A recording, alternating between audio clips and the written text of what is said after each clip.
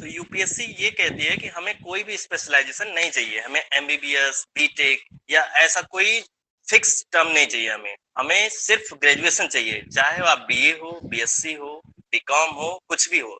तो उसका ये है कि स्पेशलाइजेशन के बजाय जनरलाइजेशन, और एग्जाम में सभी लोगों के लिए एक समान पेपर मिलेगा।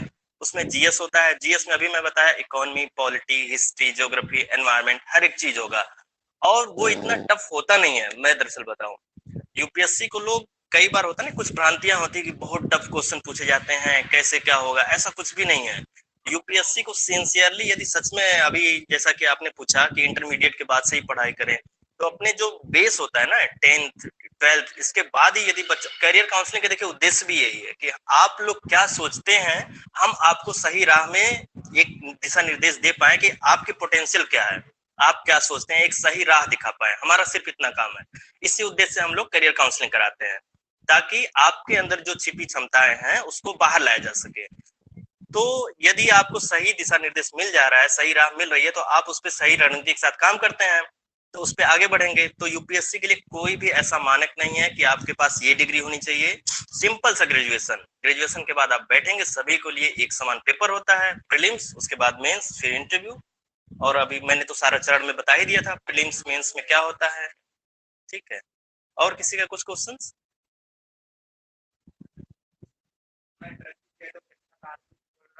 जी, इंजीनियरिंग, ओके, ठीक है, इंजीनियरिंग में ठीक है, बैठ जाइए आप। देखिए आप अभी इंटरमीडिएट मैथमेटिक्स हैं, ओके, तो आप इंटरमीडिएट को बहुत ही अच्छे तरीके से भी पढ़ाई कीजिए, पहली तो ये चीज है। दूसरी चीज, आप स्कूल के द्वारा जो भी पढ़ाई होती है, स्कूल के डिमांड के हिसाब से जो भी पढ़ाई होती है, आप एक और काम कीजिए कि आप इसके अलावे भी एक्स्ट्रा काम कीजिए। जो जो बीटेक के एंट्रेंस के लिए, आप तो पता ही है आईआईटी वगैरह ये सारी चीजें हैं, बेस्ट तो आईआईटी है। तो उसके लिए आपको बहुत पढ़ना होगा, क्योंकि कंपटीशन भी बहुत है। तो आप सिर्फ स्कूल में जितना पढ़ाया जाता है, जितनी डिमांड है स्कूल का सर्टिफिकेट लेने के लिए, आपको उससे आगे काम करना होगा। तो आप उस मैथमेटिक्स के क्षेत्र में या फिर और जो डिमांड है उसमें अलग से बुक्स देखिए, बाहर कुछ अपनी मतलब एक स्कूल लाइफ से, अपने जो सोशल लाइफ है उससे थोड़ा बाहर निकलने की कोशिश कीजिए। आगे वही जाता है जो अपनी तात्कालिक परिवेश से ऊपर उठ के सोचता है। यदि आप ऊपर उठ के सोचेंगे तो आपको देखेंगे कि समाज में क्या चल रहा है, लोग क्या पढ़ रहे हैं। पता है, अच्छा मैं आपको हिस्ट्री से मैं बताऊं एक एग्जांपल देके, भारत गुलाम क्यों बन गया था। भारत में पहले मतलब आक्रांता बहुत सारे आए, ईरान से आए, उधर मध्य पूर्व से आए, अंग्रेज भी आए। पता है उसका सबसे बड़ा रीजन क्या था? भारत तात्कालिक परिवेश में बाहर निकल के देख ही नहीं रहा था कि बाहरी दुनिया में हो क्या रहा है। जब मध्य पूर्व आक्रांता बन के भारत में आए तो हमको ये, हम बेखबर थे, हमको पता ही नहीं था कि बाहर ऐसे ऐसे हथियार आ गए हैं, ऐसे लड़ाइयां लड़ी जा रही है, ऐसे विचारधाराएं हैं। हम सिर्फ अपने विवादों में उलझे रह गए, अपने लाइफ को देखते रह गए। इस तरीके से हमें नहीं सोचना है, दुनिया बदल चुकी है, लोग चांद पे जा रहे हैं, तो हमें भी अब अपने एक सोशल गैदरिंग जो होती है ना, कि मतलब उसी में उलझे रहे हैं, उससे बाहर निकलना होगा। हमें देखना होगा कि आगे और भी क्या क्या है जिसे हम कर सकते हैं ताकि हम बेहतर रिजल्ट्स लाएं। तो आपको अपने मैथमेटिक्स को और बेहतर करना है, इसके लिए क्या करना होगा, कुछ टेक्स्ट बुक होंगे, कुछ और पैरामीटर्स के संबंधित जो भी बुक्स वगैरह जो मटेरियल होंगे उसको देखिए, अभी से आप कीजिए। क्योंकि ये क्या, कितना चांस होता है आईआईटी के लिए अभी प्रेजेंट में? शायद 2 वर्ष है।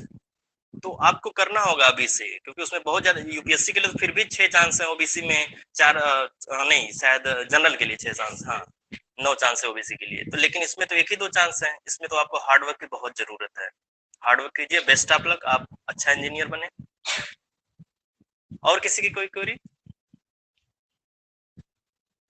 ठीक है फिर, थैंक यू, आप लोगों से बात करके बहुत अच्छा लगा आज, है ना। बेस्ट ऑफ लक, आप लोग अपने अपने क्षेत्र में बहुत अच्छा करें, ठीक है, धन्यवाद।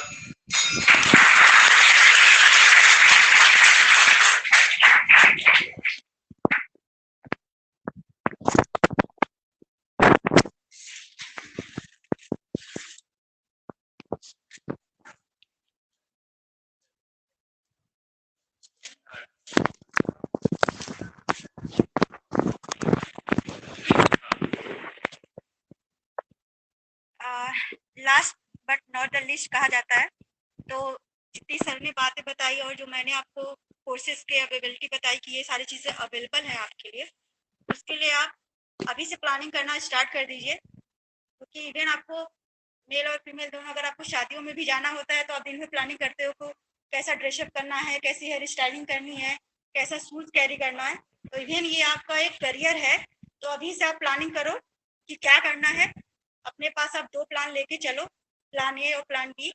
प्लान ए में आप वो रखो जो आपका ड्रीम जॉब है, ड्रीम करियर है। कभी-कभी ऐसा होता है कि हम जिस हिसाब से स्ट्रेटजी बना के चलते हैं, ज़रूरी नहीं है कि वो एग्ज़ीक्यूट हो ही जाए।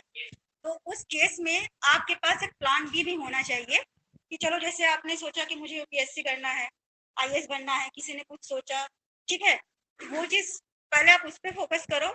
इन केस अगर वो किसी कारणवश एग्ज़ीक्यूट नहीं होता तो आपके पास एक प्लान बी भी होना चाहिए, ठीक है? तो आई होप सो आपको ये सेशन हेल्पफुल रहा हो और thank you for attending this session.